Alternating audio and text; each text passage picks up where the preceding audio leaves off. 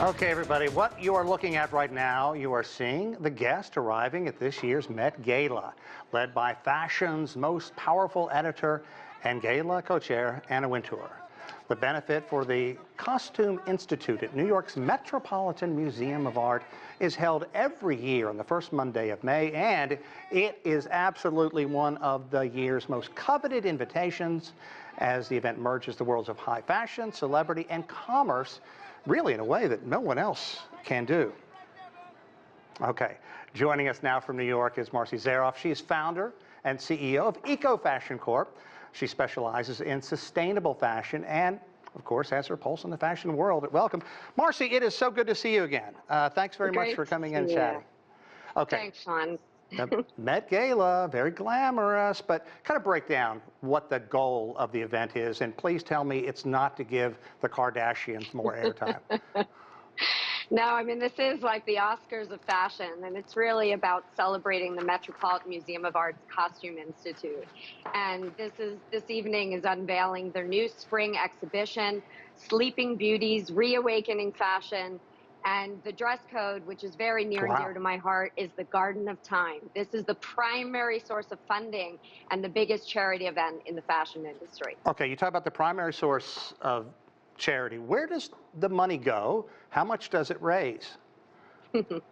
Yeah, so last year there was a record-breaking raise of $22 million, and it goes to the Costume Institute of the Met for all the exhibitions, for all the needs of the Institute, and it's a pretty high price ticket there. Okay, now, as you mentioned, this theme is very close to you. So how many guests are going to go, and what have you seen so far? How do you interpret this year's theme? What's kind of the overlying tone at this point? Yeah, I think there's about 400 guests, and it really embodies, you know, as I said, the Garden of Time, which is the dress code, and the outfits are absolutely stunning. They're magical. I mean, I'm obsessed with all the floral and nature and sensory experiences of the fashion. It's a truly artistic experience, and it's, you know, the exhibit really displays all kinds of pieces that are too fragile to wear, which is why you have the theme of Sleeping Beauties. And it's alongside modern design with the theme of land, sky, and sea, which is, as I mentioned, you know, as an author of a book called Eco Renaissance, which is all about the lens of design and our relationship with nature and sustainability and regeneration. It's really mirroring my life work. Absolutely. Which is very exciting. You know, and you talked about being obsessed with the artistic side of this, but also land, sky, and sea. You are a champion for sustainable fashion. So can big events like the Met Gala align with this kind of sustainability, not just in fashion, but really everything you need to produce such a large-scale event? Yeah, well, you know, first of all, a lot of the designers are looking through the lens of sustainability today. And, you know, Stella was talking about Stella McCartney. You know, yes, she was there talking about the lab-grown diamonds. You had Demi Moore wearing a dress that was made of repurposed wallpaper. So there was actually a lot of awareness. And, you know, when you talk about Sleeping Beauties, that sort of dichotomy with awareness is really moving, because, you know, we're in a time, you know, in the Garden of Time, which was really a book inspired by a book that is about this sort of garden of utopia. And, you know, it's about these parallel lives where you come into nature and you feel so connected. And then when you're sort of outside of it in the real world, it's a very different experience. And we're kind of living that in today's world, right? So yeah, sure. There's something almost very moving, very rewarding, and very inspiring about reminding us about our relationship with nature. You know, you have that very Zen background behind you with the candle going, but we just had some live pictures, and it's a bit more chaotic there. You talked about Stella McCartney.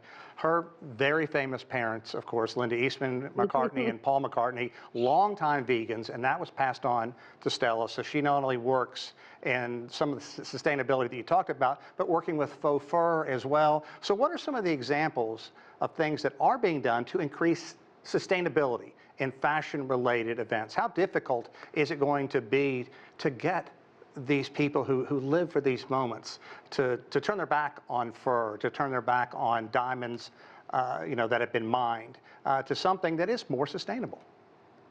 There's a very big movement today around both regeneration and circularity. So if you think about the vintage component of wearing, and that's what I love about this event the most is, there's an element of re-wearing those designs with which, we've already been touched, through history.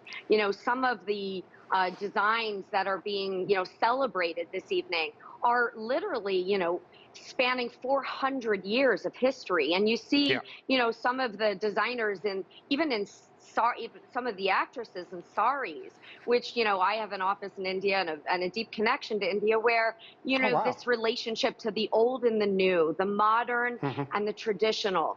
And I think there's an element of bringing back and a lot of the actresses and the designers are leveraging vintage and as new. And what is social media doing? What kind of influence has it had on this big fashion night? Well, in today's world, we can talk about accountability in ways that we never have been able to before. This whole idea of, pulling the curtain back and unveiling, what the human and environmental impacts are. And that really comes from 70% of those impacts happen at the fiber and material level. And the old school fashion really was about connecting to nature. That's where fashion came from. It was an extension of who we are. But it's gone so far away from that with fast fashion and the toxic, pollution that it's, proliferated. So this, this idea of coming back to our roots, coming back to our connection to who we really are and our symbiotic relationship with our environment, I think that tonight is a reminder of that. Well said. Marci Zaroff, thank you so much. We have to have you back on again with more candles and more lovely flowers. Thank you so much. Thank you very much. Have a great night. You too.